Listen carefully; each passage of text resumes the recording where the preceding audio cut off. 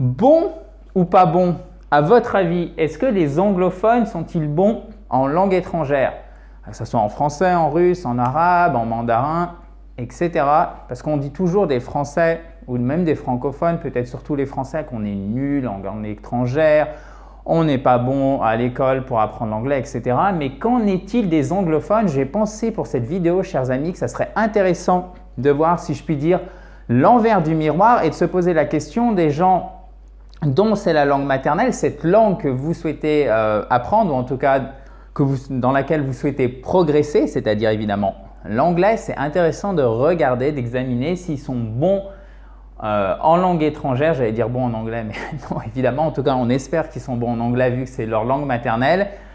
La réponse, je vous la donne tout de suite. Bon ou pas bon, ok, c'est no. Ils sont franchement pas bons. Il y a plein de raisons pour ça et vous allez voir, c'est intéressant parce que le fait d'analyser, alors si vous lisez ça, vous allez spécifiquement, j'ai juste mis les chiffres parce que vous allez voir la statistique, elle est intéressante, mais je ne voulais pas vous la donner tout de suite. Les raisons, elles sont un peu évidentes, mais elles sont à la fois aussi rassurantes. Vous allez le voir et en fait, ça va nous permettre de comprendre, bon évidemment c'est quelque chose que je vous dis souvent, mais sous un autre angle, on va voir pourquoi en fait le fait d'être bon en langue, d'apprendre une langue étrangère, de l'apprendre rapidement, c'est non seulement possible, mais c'est surtout pas une fatalité, hein, dans le sens où on n'est pas avec les yeux bleus comme on est avec le fait d'être bon en anglais par exemple. Il n'y a rien de génétique, évidemment il y a des gens qui apprennent plus rapidement que d'autres, mais aussi un gros facteur culturel et évidemment toutes les méthodes d'apprentissage. Donc on va en parler dans un instant, mais avant permettez-moi de me présenter. My name is Adrian from ispeakspoken.com. Je suis Adrien de ispeakspoken.com, le site pour apprendre l'anglais facilement. Avant que j'oublie, en parlant d'apprendre l'anglais facilement, vous le savez, en cliquant sur le i juste en haut, vous pouvez récupérer votre kit complet pour apprendre ou vous remettre à l'anglais. Vous abonner si ce n'est pas déjà fait à cette, oui, fabuleuse chaîne YouTube en cliquant sur le bouton rouge en bas à droite. Ou si vous le souhaitez, vous pouvez aussi nous rejoindre sur Facebook, toujours sur le i en haut à droite.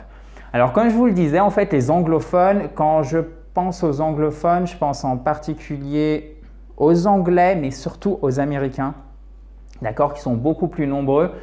Alors, il est clair que depuis, et en particulier depuis la fin de la Seconde Guerre mondiale, d'accord. D'ailleurs, Seconde Guerre mondiale, en passant, en anglais, c'est comme ça. World War, hop, là c'est un L. Attendez, je vais vous le noter correctement en lettres capitales. Ça s'abrège comme ça en fait. C'est World War II, comme ça. World War II. Ok, ça c'est un 2. Ou Second World War. Voilà. Petit élément de vocabulaire en passant. Donc comme je vous le disais, il est clair que depuis la fin de la Seconde Guerre mondiale, en fait, vous avez clairement une domination culturelle et économique, ou économique et culturelle. C'est à vous de voir, c'est un peu l'histoire de l'œuf et la poule qui influence qui. Mais en attendant, le fait que les États-Unis en fait aient cette puissance économique, le fait de notre histoire aussi, que le fait qu'ils aient été considérés comme beaucoup, en tout cas à la fin de la Seconde Guerre mondiale, un peu comme les sauveurs si vous voulez, et toujours face au bloc communiste, ils ont pu installer de manière très astucieuse, je dirais, parce que c'est aussi des gens qui ont la culture du business, une domination culturelle avec leurs produits, avec leur cinéma, avec leur culture, d'accord? Culture évidemment au sens large. Et évidemment, ce qui s'est passé, c'est que l'anglais est devenu la lingua franca. Alors, lingua franca, qu'est-ce que c'est en bon français? C'est la langue véhiculaire. Donc, le véhicule, tout simplement pour se déplacer. Qu'est-ce que c'est une lingua franca? On l'a évoqué dans une précédente vidéo, peut-être que vous l'avez déjà vu, mais je vais le répéter pour ceux qui ne sont pas au courant. C'est tout simplement la langue qui est utilisée par deux personnes, par exemple un Suédois et un Allemand, pour communiquer, mais cette langue n'est pas la langue maternelle d'un des deux interlocuteurs. Donc regardez, un Suédois veut parler à un Allemand, ils vont parler en anglais. Donc pour le Suédois comme pour l'anglais, comme pour l'allemand, l'anglais n'est pas une langue maternelle. L'anglais, c'est la langue véhiculaire, c'est la langue qu'on va utiliser pour communiquer facilement. Aujourd'hui, dans le monde, et ça, c'est quand même assez hallucinant, on a 82 millions de personnes environ. Alors bon, c'est des stats officielles, mais évidemment, ça peut être 90, ça peut être 78, mais vous voyez, ça vous donne un ordre d'idée quand même. 82 millions de personnes qui apprennent le français et 1,5 milliard de personnes qui apprennent l'anglais. Vous voyez, c'est juste monstrueux. Là, on est à peu près 170, 180 fois plus de gens qui apprennent l'anglais par rapport aux gens qui apprennent le français dans le monde. Donc, ça vous donne une ordre d'idée. Donc, qu'est-ce qui se passe quand vous êtes anglophone? Eh bien, intuitivement, plus ou moins consciemment, vous attendez, de toute façon, vous allez n'importe où dans le monde, et tout le monde parle un minimum un peu anglais, c'est quasiment normal. Donc, dans l'enseignement, je dirais primaire et secondaire, qu'est-ce qui se passe, notamment aux États-Unis? Ils ne poussent pas vraiment sur les langues étrangères, ça c'est clair et net. Souvent, les gens qui vont maîtriser une deuxième langue étrangère aux États-Unis, ça va évidemment, et notamment dans tout le sud des États-Unis et la Californie, ça va être l'espagnol. Ça, c'est clair et net. Mais c'est souvent une deuxième langue maternelle, en fait. Vous voyez? Donc, ce n'est pas vraiment une langue apprise, je dirais, de manière sur le tas, de manière académique, parce qu'ils en ont besoin pour le travail, parce qu'ils en ont besoin pour la famille, etc. Alors oui, évidemment, il y a des Américains et même des millions d'Américains qui parlent une deuxième langue, une troisième langue, etc., qui l'ont apprise. Mais le fait est que, de toute façon, comme tout le monde parle anglais, comme on ne force pas vraiment à l'école sur l'enseignement des langues étrangères, en fait, les anglophones sont nuls en langue étrangère, ou en tout cas, ne sont pas très bons, franchement, de vous à moi. Je vous ai mis une deuxième statistique pour que vous compreniez bien. Vous avez 56% des gens au Canada qui parlent une deuxième langue. D'accord? Donc, je pense notamment à tous les Québécois qui, pas tous, mais quand même un grand nombre maîtrisent l'anglais. Vous avez 31% des gens en Europe qui parlent une seconde langue couramment et seulement 26% aux États-Unis. Donc, vous voyez là, entre le Canada et les USA, et USA c'est United States of America, ok? Vous avez 2 fois moins de gens aux États-Unis qui vont parler une deuxième langue étrangère. Alors évidemment, il y a aussi la taille du pays. Le fait est que les États-Unis, c'est tellement grand et c'est tellement suffisant pour vivre dans un écosystème qui est monolingue, c'est-à-dire vous pouvez tout faire en anglais, que là aussi, vous n'êtes pas poussé par la nécessité, contrairement au fait aux gens qui habitent par exemple en Scandinavie ou par exemple dans les pays baltes où vous pouvez tout faire en anglais, même vous devez faire certaines choses en anglais, où vous avez même accès à certains produits culturels, je pense des choses très simples, comme les films, dès que vous allumez votre télé, ce n'est pas doublé, c'est sous-titré dans votre langue en fait. C'est la même chose si vous allez en Hollande, si vous allez en Flandre, qui est la partie néerlandophone de la Belgique. Voyez? Donc là, vous avez une nécessité en fait et vous êtes habitué depuis que vous êtes gamin en fait à apprendre une langue étrangère. Donc le fait est que votre environnement en fait, il va façonner des habitudes, il va vous donner des habitudes, il va vous pousser vers telle ou telle route ou pas, plus ou moins consciemment. Alors évidemment, vous pouvez faire des choix qui sont différents. Vous pouvez, comme je disais, tout à fait être polyglotte, et être américain et vivre au fin fond du Texas. Mais ça sera statistiquement, vous serez moins bon en langue statistiquement si vous habitez au fin fond du Texas que par exemple si vous habitez à Stockholm, ça c'est clair et net. Donc vous voyez, il y a vraiment, et là c'est le message que je voulais faire passer en fait, il y a vraiment, comme je vous le disais, ce n'est pas une fatalité parce que si les anglophones ne sont pas très bons en langue étrangère, c'est dû à leur organisation en fait, à l'organisation de leur société. Donc il y a l'enseignement scolaire.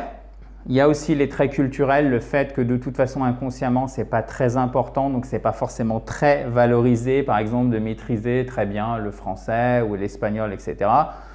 Donc du coup, en fait, cet environnement va faire que vous allez être plus ou moins bon en langue. Alors évidemment, après, on pourrait parler de la méthode, mais là, je voyais l'aspect vraiment le groupe D'accord? Et si je voulais vous montrer ça en fait aux États-Unis par exemple, et pour moi c'est quasiment la même chose en Angleterre évidemment, sauf vous allez dans des villes très cosmopolites comme Londres, donc là évidemment comme vous avez beaucoup d'étrangers, beaucoup d'immigration, la population est très brassée, vous avez souvent des gens qui maîtrisent 2, 3, 4 langues, mais encore une fois sont souvent des langues maternelles, ou l'anglais qui a été appris en immigrant dans le pays, et je pense notamment à la communauté indienne, à la communauté pakistanaise en Angleterre. Donc en fait, c'est toujours la même chose. C'est ça qui est intéressant. Vous voyez, la France, ce n'est pas une exception culturelle, en tout cas à ce niveau-là. C'est le fait tout simplement que, en fait, vous avez cet environnement où en France, c'est suffisant finalement pour tout faire en français. Pour payer vos impôts, pour lire, la plupart des films sont doublés, il faut juste attendre. Mais quand vous commencez un peu à pousser des coudes, si je puis dire, vous vous apercevez que si vous êtes un peu expert dans tel ou tel domaine, finalement ça commence à être en anglais. Si vous voulez voyager, ça ne suffit plus. Beaucoup de gens qui regardent cette vidéo ont besoin de l'anglais pour le travail, etc. Donc vous voyez, nous on est un peu entre deux si vous voulez, et c'est pour ça, et ça c'est le bon côté de la mondialisation, qui en anglais se dit globalization, ok? Je vous le note ici. C'est pas mondialisation, hein, ok? Globalization, donc global, et après le Asian. Globalization, d'accord? Vous voyez, en fait, c'est intéressant parce que l'évolution de la société, là, pour le coup, c'est positif, nous pousse à nous améliorer en anglais. Donc ça, il faut bien l'avoir en tête et il ne faut pas tomber dans un espèce de syndrome où on se dit, ah là là, de toute façon, on est nul, etc. Non, non, non, ça, c'est absolument pas une fatalité. Et c'est pour ça que je voulais vous montrer l'état des langues étrangères chez les anglophones. Merci à vous, chers amis, d'avoir suivi cette vidéo. J'espère qu'elle aura permis, si je puis dire, d'apporter du lot à votre moulin concernant votre progression en anglais.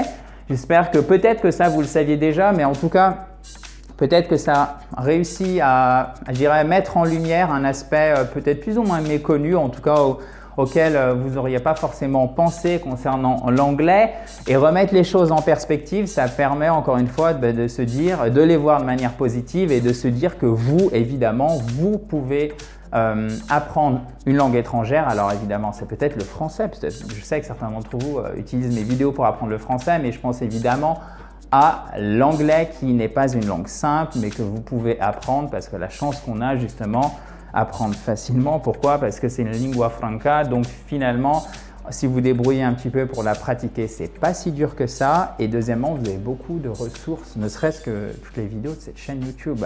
Ce qui me permet de terminer cette vidéo sur un petit commentaire. Si vous le souhaitez, justement, mettre un commentaire, une remarque, c'est juste en dessous de la vidéo, ça sera avec grand plaisir. Si vous ne l'avez pas encore fait et si vous ne êtes toujours pas abonné à cette fabuleuse chaîne YouTube, vous pouvez cliquer sur le bouton rouge en bas à droite.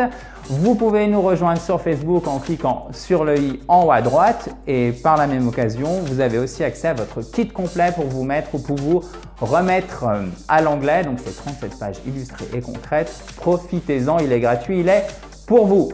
Thank you very much guys. Talk to you soon. Bye bye.